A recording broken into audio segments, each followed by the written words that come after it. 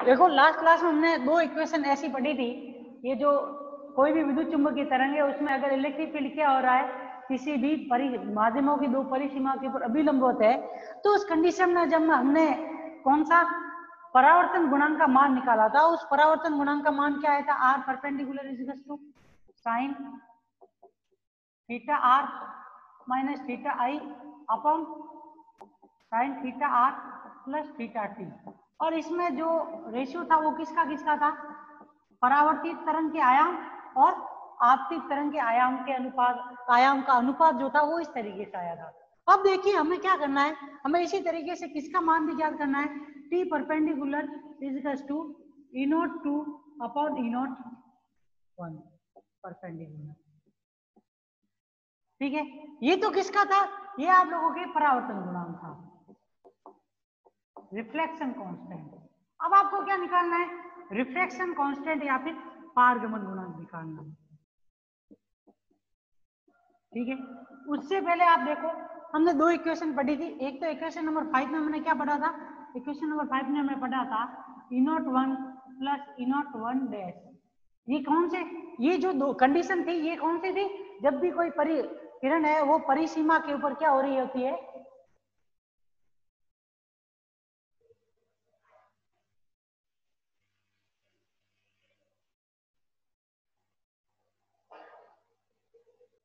तो देखो ये पारगमन गुणांक हो गया। अब हमने जो इक्वेशन पढ़ी थी परिसीमा के लिए स्पर्शीय घटक के रूप में इलेक्ट्रिक फील्ड की, वो क्या थी, ये थी।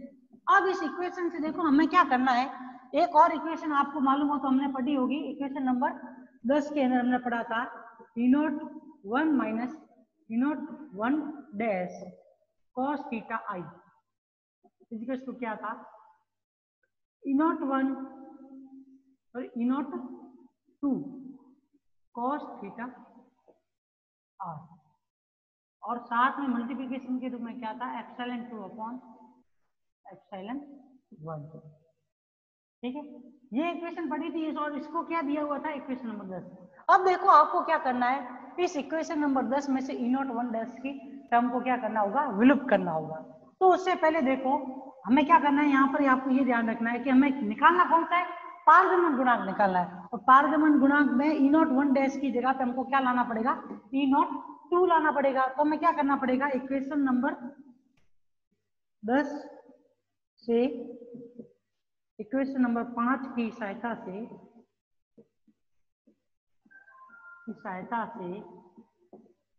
ई नॉट 1 डैश को विलुप्त करने पर,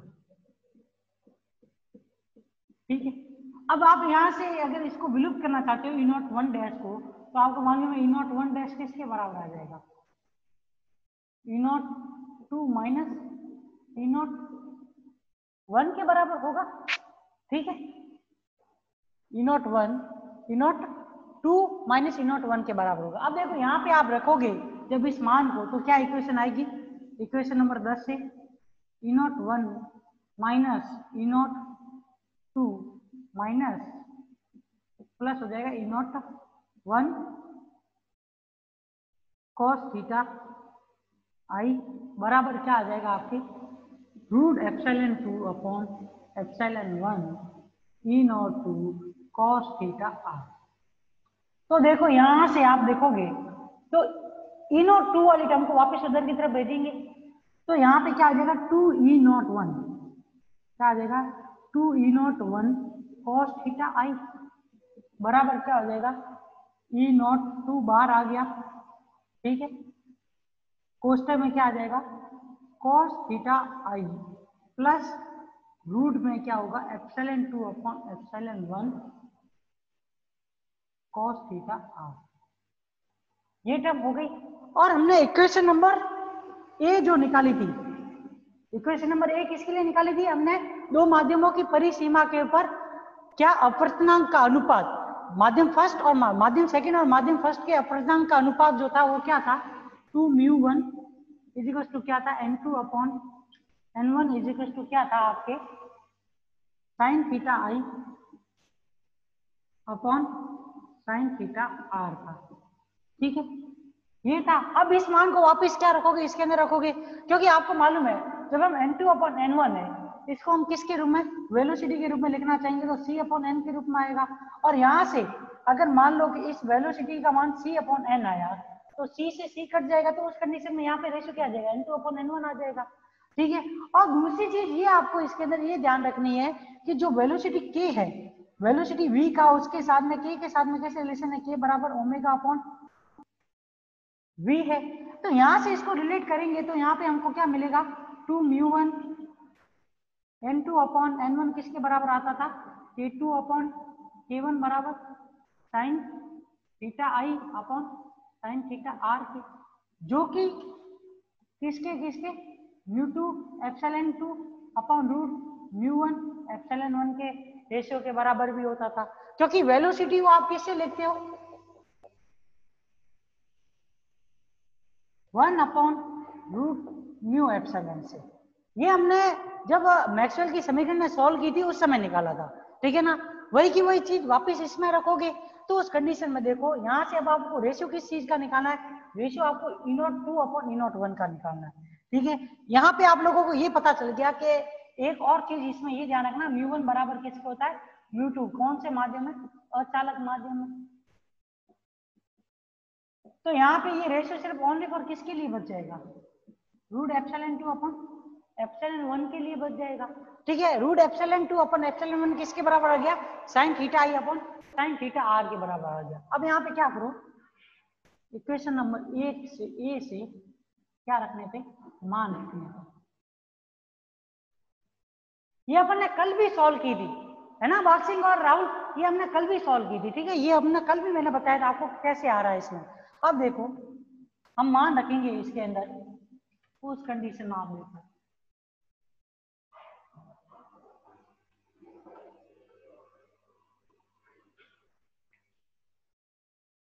जब मान रखेंगे तो उस कंडीशन में यहाँ पे क्या आएगा, 2E01 cos theta I equal to क्या आ जाएगा, E02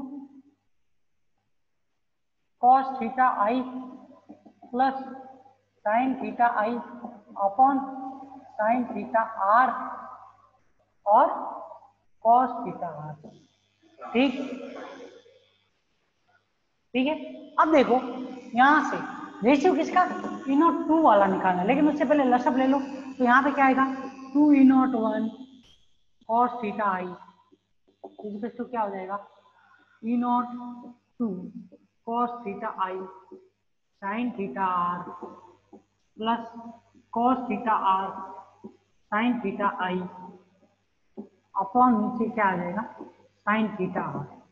सरल समीका sine A plus sine B वाली लगाओगे, sine A plus sine B की सरल समीका लगाओगे तो यहाँ से 2E01 cos theta I plus cos theta R equal to क्या आ जाएगा आप लोगों के, E02 साइन थीटा आई प्लस थीटा आर आ जाएगा। अब रेशियो ले लो, E02 के नीचे किसको लाओ, सिर्फ ओनली फॉर 2E01 को लाओगे तो उस कंडीशन में यहाँ पे देखोगे तो ये क्या आ जाएगा, 2 cos थीटा आई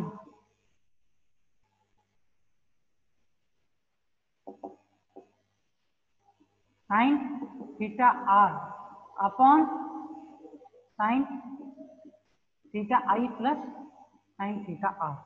और ये किसके लिए, लंबवत घटक है किसका, किसी भी तरंग के पारगमन गुणांक का।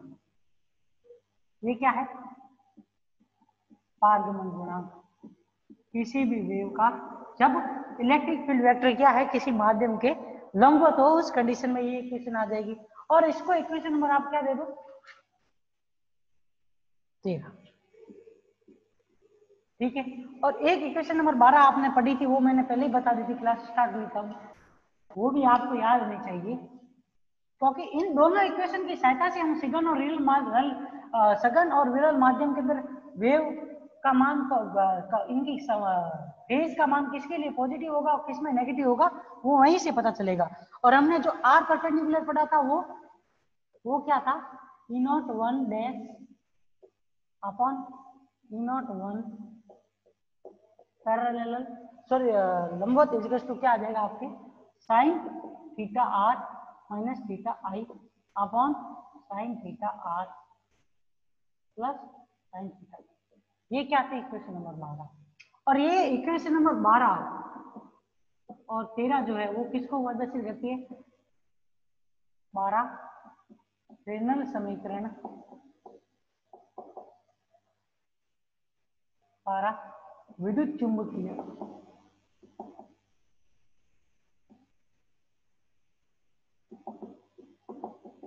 तरंगों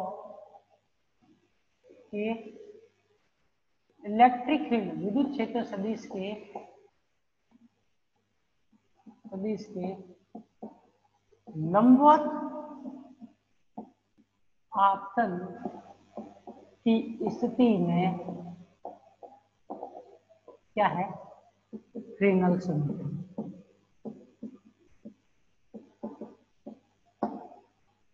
ठीक है, ये क्या है? ये जो इक्वेशन नंबर 12 और 13 ये क्या है? पारगमन गुणांक और परावर्तन गुणांक वाली जो दोनों समीकरण है वो किसको प्रदर्शित करती है? जब कोई भी इलेक्ट्रोमैग्नेटिक वेव किन्हीं दो माध्यमों की परिसीमा के ऊपर क्या हो रही हो, उसके अंदर इलेक्ट्रिक फील्ड अगर लंबवत रूप में उस माध्यम के परिसीमा पे इंसिडेंट होता है तो उस कंडीशन में जो फ्रेनेल समीकरण होगी वो कौन सी होगी?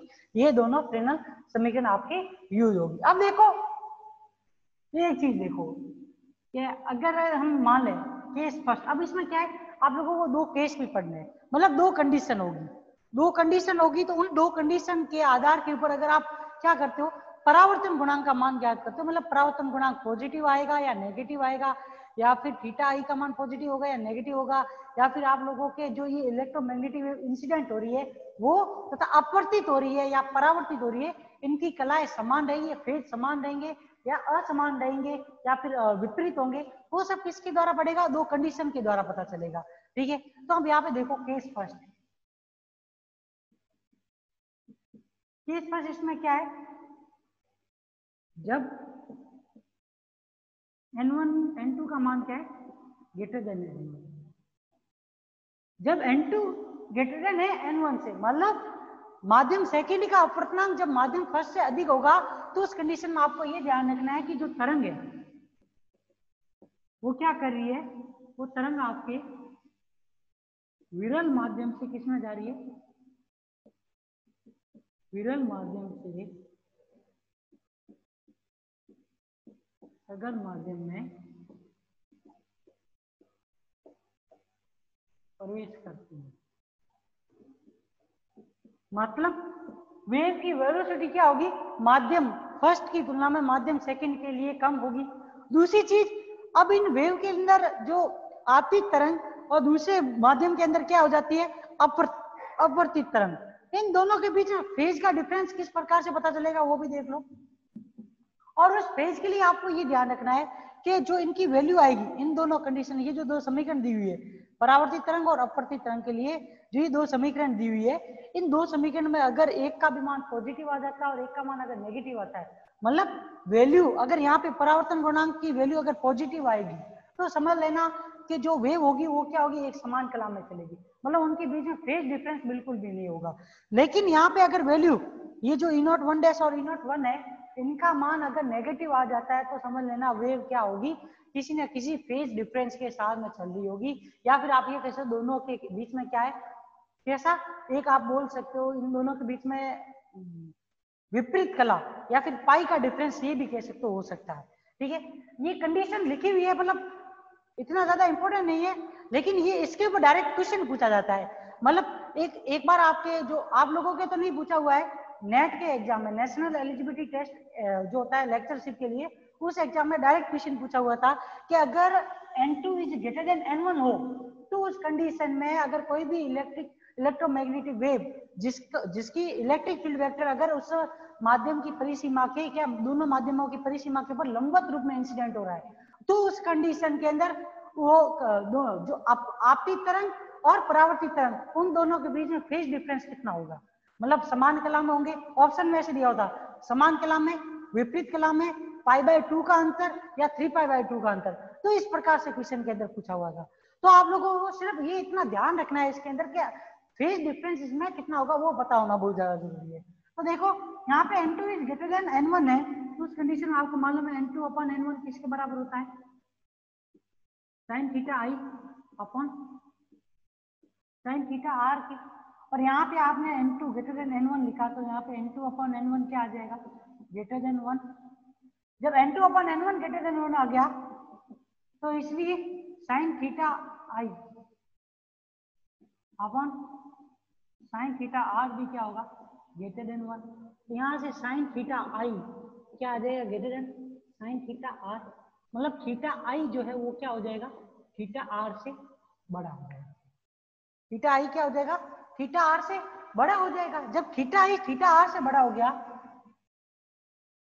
तो उस कंडीशन में आप देखोगे, आप अगर लिखना चाहो sine theta are minus theta i का मान, तो वो भी क्या हो जाएगा आपके लेस देन 0। अब देखो थीटा आई ग्रेटर देन है थीटा आर से, और थीटा आर माइनस थीटा आई करेंगे तो वो वैल्यू कैसी आएगी, नेगेटिव वैल्यू आएगी।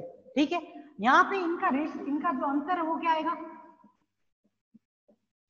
एक नेगेटिव वैल्यू आएगी। और अगर आप लोगों ने ट्रिग्नोमेट्री में पढ़ा हो सही ढंग से, तो आप लोगों को ये भी मालूम होना चाहिए कि अगर साइन के अंदर एंगल के पास में माइनस का साइन होता है तो वो बाहर आ जाता है। ये आप लोगों को और चीज एक ध्यान होनी चाहिए, मतलब साइन के अंदर एंगल के पास में अगर माइनस का साइन है तो माइनस का साइन क्या आ जाता है, बाहर आ जाता है। पर कॉस में ऐसा नहीं होगा। कॉस में क्या होता है, अगर कॉस के अंदर की तरफ माइनस का साइन है तो वो बाहर की तरफ नहीं आता। ऐसा इसलिए होता है कि ये और ये, इन दोनों में जो साइन और कॉस है उसमें अंतर ये होता है, साइन थीटा और कॉस थीटा वाले जो फंक्शन होते हैं उसमें अंतर ये होता है कि ये जो फंक्शन होता है साइन थीटा वो क्या होता है, कंपैरेटिव फंक्शन होता है, और ये कैसा होता है, विषमपैरेटिव फंक्शन। सॉरी ये सम नहीं होगा, ये विषम होगा और ये समपैरेटिव फंक्शन होता है। जो समपैरेटिव फंक्शन होता है उसके लिए हमेशा अगर आपके पास में अंदर की तरफ एंगल अगर नेगेटिव में भी है तो उसके बाहर माइनस का साइन कभी भी नहीं आता। लेकिन अगर वहीं पे किसी जो विषमपैरेटिव फंक्शन है उसके अंदर एंगल का मान अगर नेगेटिव है तो उस कंडीशन में वहां पर माइनस का साइन क्या आ जाता है, बाहर आ जाता है। इसी प्रकार से आप लोगों को ये भी ध्यान रखना होता है, इंटीग्रेशन में भी इस चीज का यूज कर सकते हैं, समपैरिटी और विषमपैरिटी का। तो विषमपैरिटी के फंक्शन जो होते हैं उनका मान इंटीग्रेशन के अंदर क्या हो जाता है, 0 के बराबर होता है। इंटीग्रेशन भले कुछ भी हो, मतलब कैसा आपके माइनस इनफाइनाइट से इनफाइनाइट के लिए, माइनस इनफाइनाइट से इनफाइनाइट के लिए विषमपैरिटी और समपैरिटी दोनों में भी ये चीज आपको ध्यान रखनी चाहिए। क्योंकि कुछ क्वेश्चन जो होते हैं, जैसे कि आप लोग अगर एंट्रेंस एग्जाम की तैयारी कर रहे हो तो उसमें आपको ये चीजें याद रखनी बहुत ज्यादा जरूरी होती है कि अगर इंटीग्रेशन के अंदर समपैरिटी का फंक्शन है और आपके सिमेट्रिक कैसा सिमेट्रिक इंटीग्रेशन है तो उस कंडीशन के अंदर क्या होगा, इंटीग्रेशन का मान कभी भी 0 नहीं होगा। लेकिन अगर विषमपैरिटी का फंक्शन है और सिमेट्रिक आपको दिया हुआ इंटीग्रेशन माइनस इनफाइनाइट से इनफाइनाइट के बीच में, तो उस कंडीशन में उस इंटीग्रेशन का मान भी क्या हो जाता है, 0 होता है। ये आपको ध्यान रखना होता है। तो यहाँ पे देखो theta I greater than theta are, तो theta are minus theta I क्या हो गया, लेस देन 0। तो यहाँ पे इनका अंतर क्या आएगा, नेगेटिव आएगा। जब अंतर नेगेटिव आएगा तो उस कंडीशन में अर्थात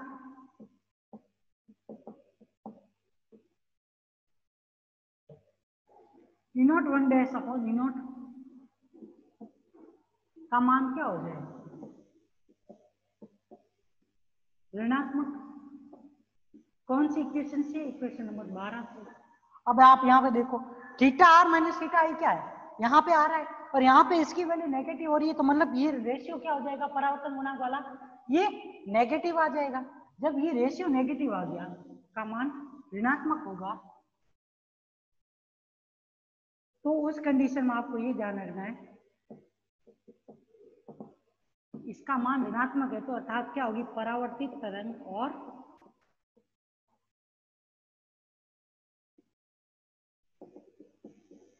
तथा आपतित तरंग कैसी होगी, विपरीत कला में।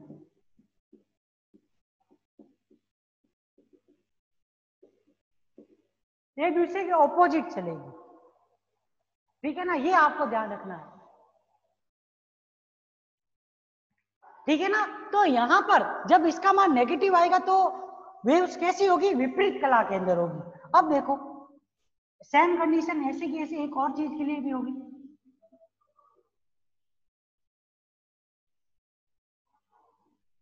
सेकंड कंडीशन है आपके इसके अंदर, ये सेकंड, जब n1 का मान क्या हो, greater than n2। n1 greater than n2 है तो अर्थात क्या है, इसका मतलब ये निकलेगा कि जो वेव है वो कौन से माध्यम से कौन से माध्यम में, सघन माध्यम से कौन से माध्यम में जा रही है, विरल माध्यम में। यहाँ पे ध्यान रखना, तरंग जो है वो कौन से माध्यम से कौन से माध्यम में जाएंगी, तरंग सघन माध्यम से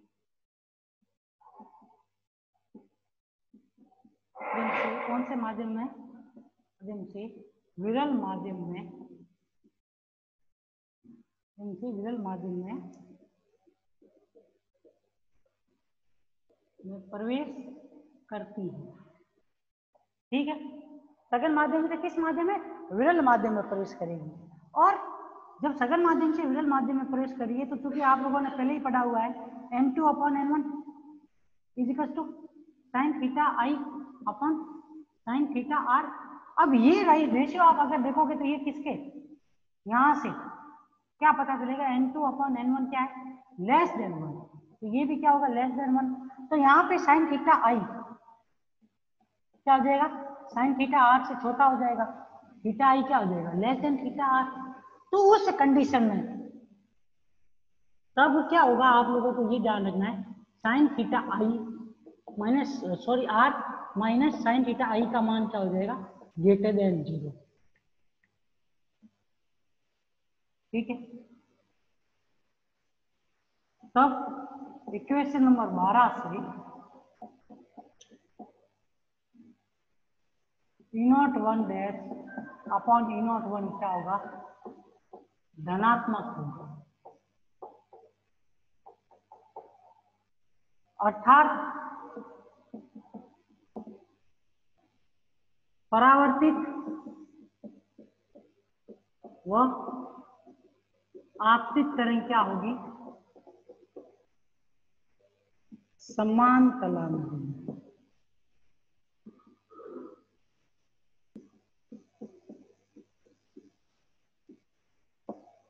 ये यहाँ पे पता चलेगा, मतलब ये दो केस है, उन दो केस से ये चीज पता चलती है। अब आप देखो इन दोनों केस को, कौन से वाले, n2/n1 less than 1, n2/n1 greater than 1, इन दोनों केस को अगर आप किसके ऊपर लगाओगे, इक्वेशन नंबर 13 पे लगाओगे ना, तो इसमें वैल्यू हमेशा क्या आएगी, पॉजिटिव ही आएगी। क्योंकि यहाँ पे आप देखोगे अंतर θi और θr का कहीं पर भी नहीं है।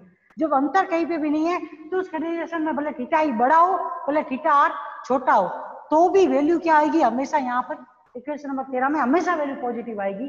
तो इसलिए ध्यान रखना कि जो जब भी विद्युत चुंबकीय तरंग का इलेक्ट्रिक फील्ड वेक्टर किसी भी माध्यम की परिसीमा के ऊपर लंबवत रूप में इंसिडेंट होता है, तो उस कंडीशन में उन तरंगों का पारगमन गुणांक का मान हमेशा क्या होता है, धनात्मक आता है। तो पारगमन गुणांक का मान धनात्मक आ रहा है तो इसका मतलब ये समझ लेना, विद्युत चुंबकीय तरंग कि आपतित वेव और परावर्तित अपवर्तित वेव दोनों एक ऐसी कला में होगी, समान कला में होगी। तो यहाँ वो भी ले लेता हूं,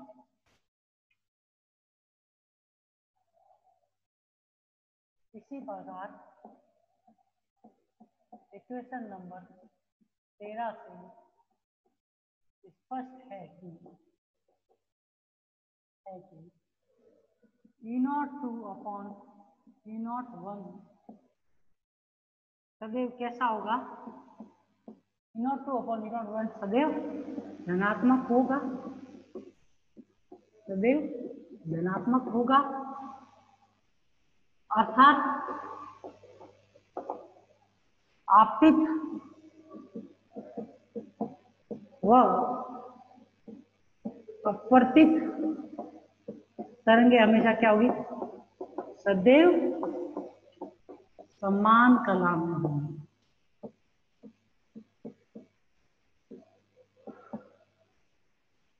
ठीक है ना, यहाँ पे ये वाला टॉपिक कंप्लीट होता है।